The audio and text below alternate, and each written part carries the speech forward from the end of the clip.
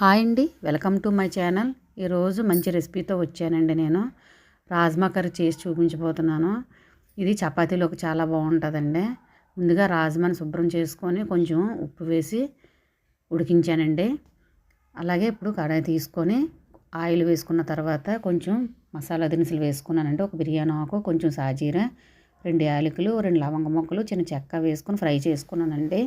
Fry అయిన తర్వాత 2 onions, 4-5 పచ్చిమిరపకాయలు కట్ చేసి వేసుకున్నాను.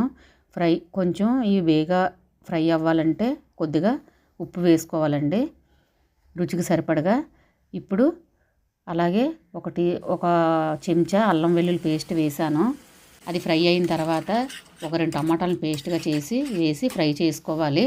ఇప్పుడు బాగా ఫ్రై అయిన తర్వాత రుచికి సరిపడగా కారం వేసుకోవాలి, మనం తినే కారాన్ని బట్టి.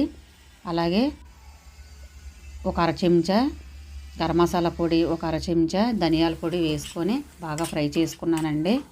ఇప్పుడు బాగా ఫ్రై అయిన తర్వాత ఇప్పుడు ఉడికించిన రాజ్మాని అందులో వేసుకోవాలి.